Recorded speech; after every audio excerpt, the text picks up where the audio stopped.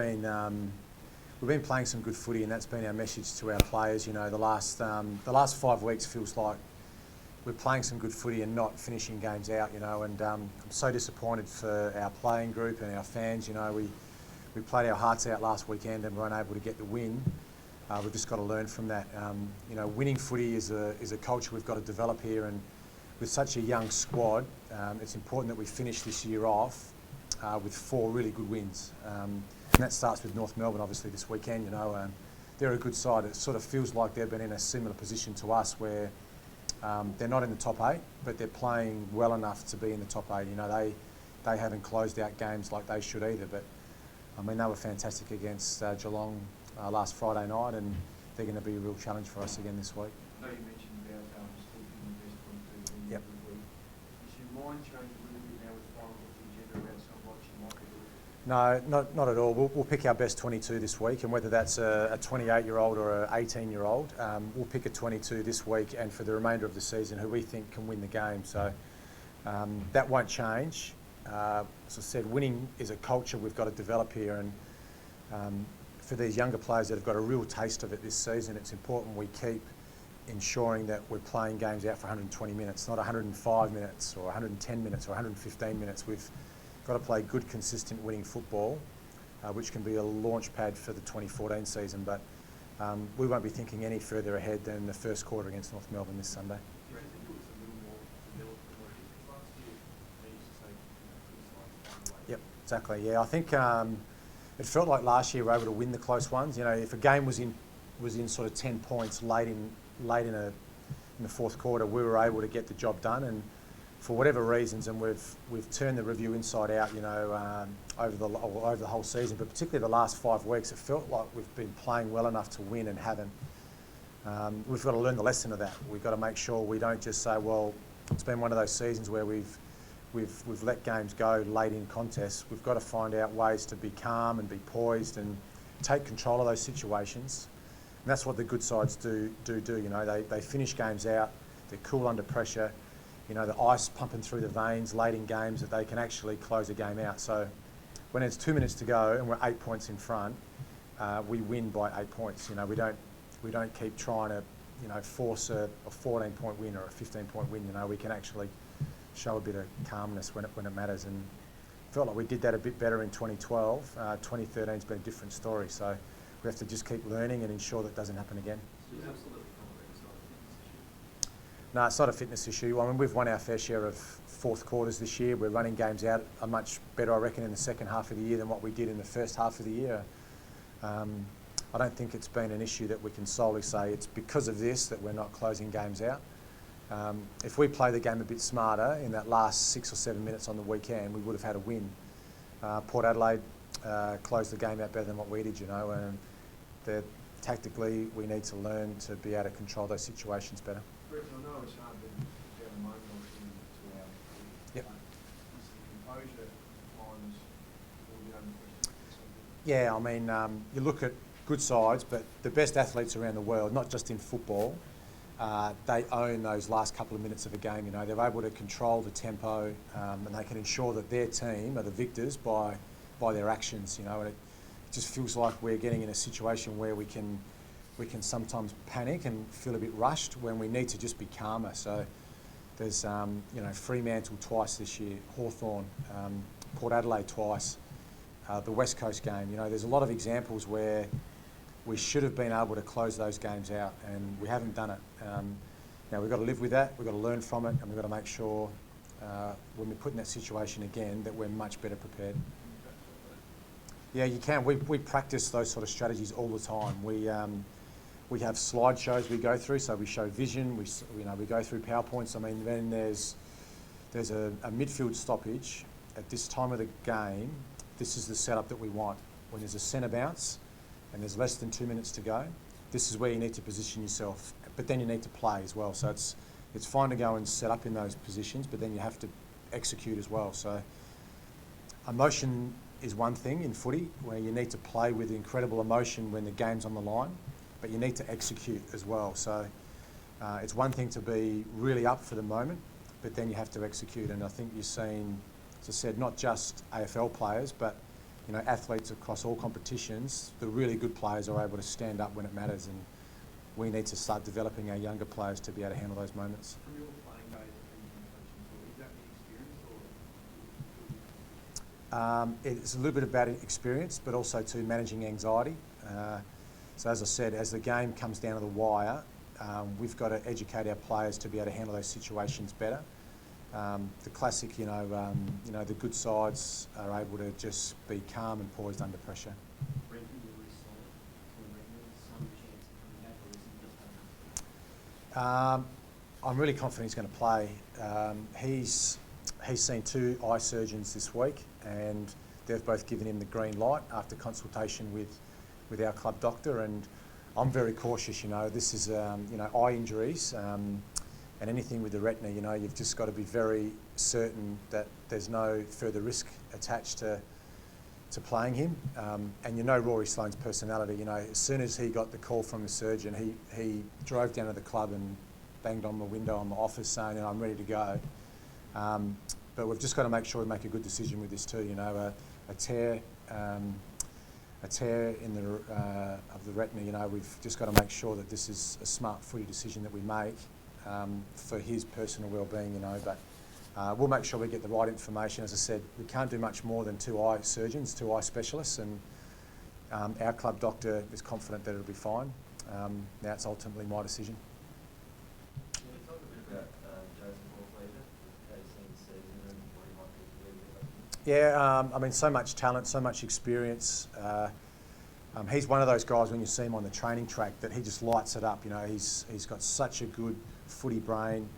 He's really clean with his disposal. We know he's a sharpshooter. He rarely misses a set shot, but he hasn't been at his best this season. And he acknowledges that. Some people probably feel we've given him a few too many chances along the season. But we just know what he can do. He's kicked 60 goals in an AFL season before. And with all the injuries we've had to our forwards this year, we've sort of felt like we needed a constant in our forward line. But he probably felt, along with us, that he needed to go back and get some confidence at SANFL level. Now, unfortunately for him, we had a beautiful final weekend. It just rained from 2 till 5 last Saturday. He played in that really wet, horrible game at Richmond Oval, West Adelaide versus Sturt. But he ran around, he got plenty of the footy, but he's a confidence player. We just need him back in confidence before we play him again. Is he battling for his footy lock? I don't think so, to be honest. I know that's a very dramatic thing to say, that he's playing for his future. He is out of contract, but I'm almost certain he's going to be playing for us next year. He just is another one that just needs a really good summer, getting back in confidence, and hopefully we'll be hitting the scoreboard this season, but definitely next year in 2014. The change of the forward structure, you think that's left them a little bit unsure of how to play? With the Yeah. forward line there this year? I don't think so much our structure. I think the game's changed. When Paul Pleasure was at his best in 2009, when he's kicking the big bags of goals, that's when there was a full forward and a specialist forward pocket. And he was a really difficult matchup. I know coaching against Adelaide at the time at Geelong, we didn't have anyone to match up on him. 178 centimetre marking small. If he didn't mark it, he'd get it at ground level as well. But there's a lot more density now. The game's changed. Forwards now leading back to goal. It's not so much now the forwards who stand in the forward pocket and lead up. The space now is behind, so he's got to adapt. It's as simple as that. He's got to adapt with the modern game and ensure that he's not just a one-trick pony. He's got to be able to add the forward pressure, pinch hit in the midfield, like other clubs and other players are doing with those roles. Brenton, Pete Cullen shows class at Central in the wet. Is his age a concern about him going next year? No, not so much. I think, with our position too, with having, we can't get back in the first and second rounds with the draft this year. Age doesn't concern me. If you're in good form and you're playing well and you deserve to play, then we'll play you. So I don't care if, Dustin Fletcher's 38 and still playing. Craig Bradley played till he was almost 40.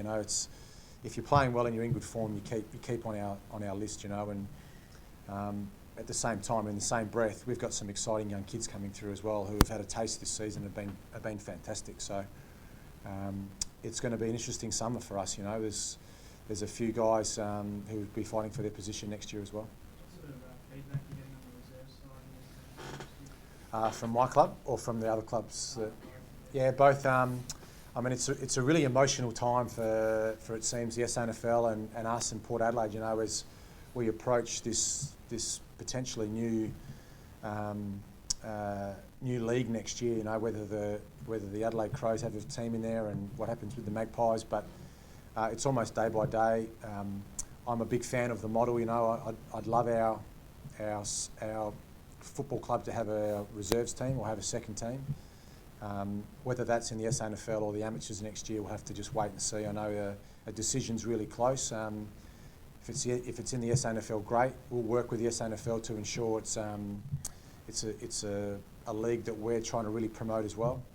If it's in the amateurs, that's fine as well. You know, we'll play all of our games at Thebarton Oval or wherever it's going to be, and we'll still try and generate some fans and keep all our boys together as well. Brenton, I know you said that the SANFL is obviously your priority compared to the amateur league as they go. Do you feel more confident that will happen this week than you might have last week? It sort of feels like the goalposts shift almost daily, you know, and we hear feedback from the SANFL clubs, and we're doing our best to work with them as well. You know, it sometimes gets portrayed through you guys that it's us versus them, but we're really working hard through all our channels in the SANFL to make sure that it's going to be something that we can all embrace. You know, it feels like I'm the devil in this a little bit too, but I'm just trying to ensure that the Adelaide Footy Club have got a really strong group of players that we're developing coming up, and I think it can really work in the SANFL. You know, there's some emotional decisions need to be made with what we're called and what our colours are and all those sort of things. We understand that, but we'll certainly work with the SANFL to ensure that it's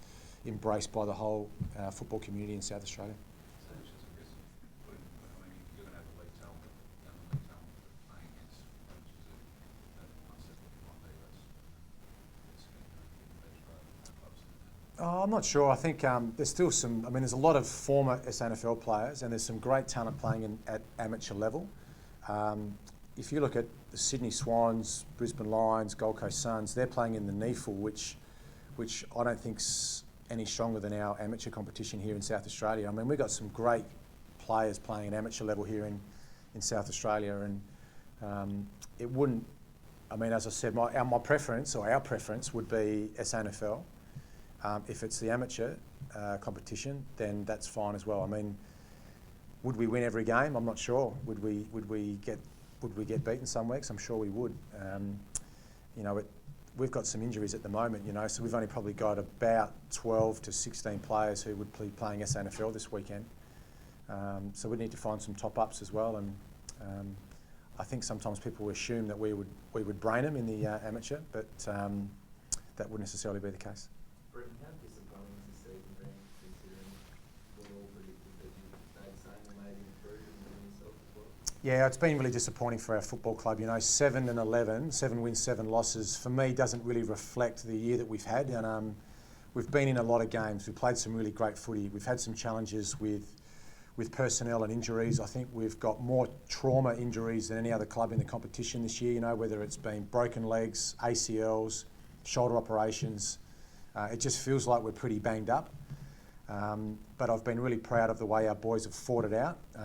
Yeah, we've lost some games that we felt like we should have won, but it's going to be a season we're going to reflect on that we haven't met expectations. We're going to have to live with that through the summer, and, you know, 2014 we're going to have to come out better prepared. Can you go back up like that? Because obviously when you came here, they were outside the 8 and you went up 5, but obviously come back down. Yeah, we can, for sure. I mean, anything's possible with a fit squad. You know, we played Port Adelaide last week, who have got 2 injuries.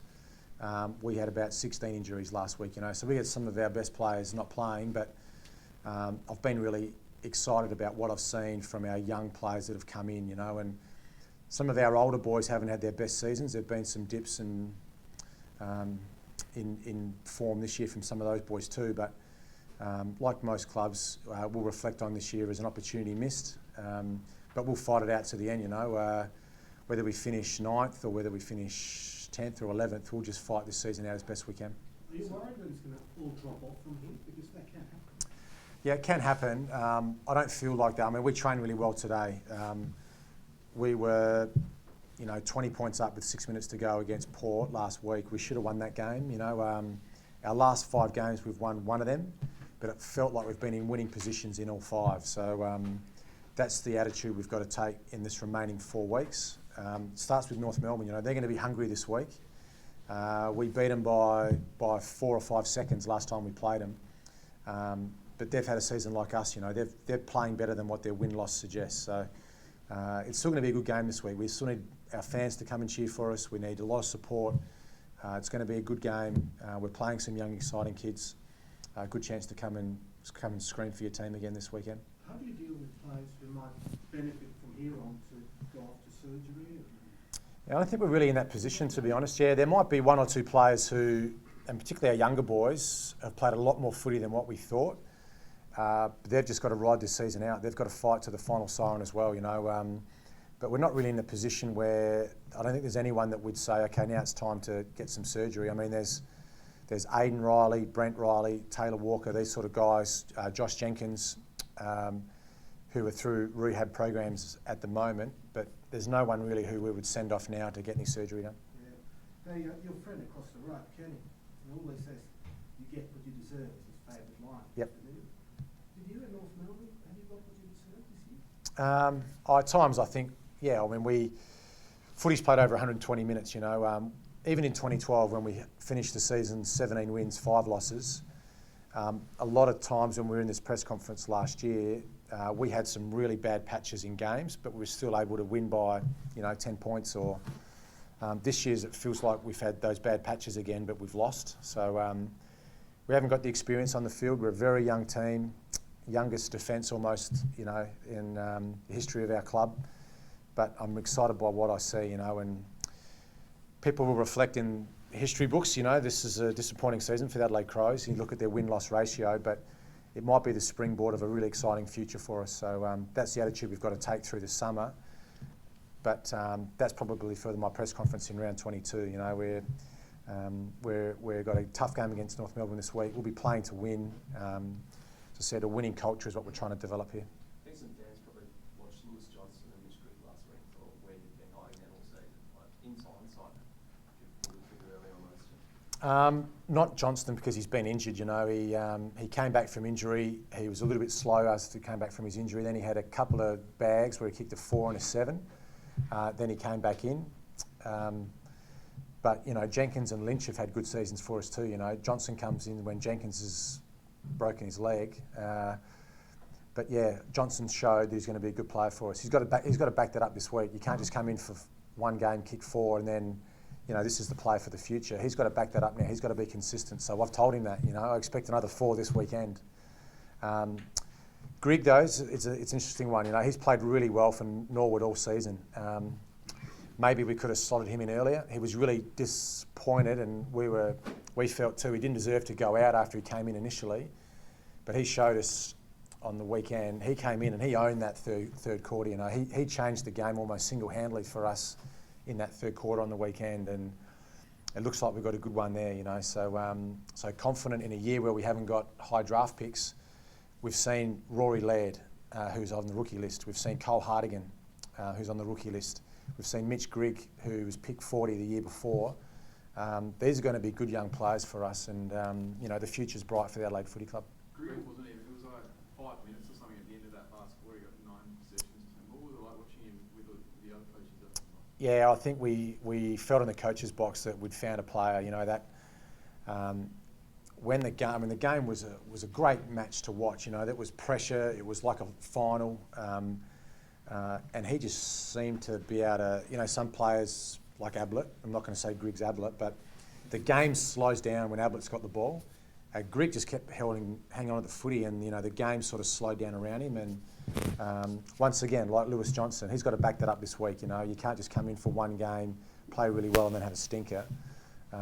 He's got to make sure that he replicates not that exact game, but he needs to stand up again this week. That's the expectations on our young players. Consistency of performance is critical. Brenton, I understand you don't want to reveal this publicly, but did Lewis tell you what he's trying to do with that kick late in the game? Yes and no. He did see Dangerfield late. He set up for the shot, saw Dangerfield late, just pulled his kick. If he had his time again, he would have passed to Dangerfield, yeah. But I really loved his game. Took 7 or 8 marks, got plenty of the footy. Great set shot, kicker for us. But that's a bit about the learning part that we had to watch through. The whole team saw that. When there's 2 minutes to go and you're 8 points up, we need 3 marks and the game's over. That's all we needed. Pass to Dangerfield. Dangerfield goes back, takes his 30 seconds, maybe kicks the ball backwards. We waste another 30 seconds.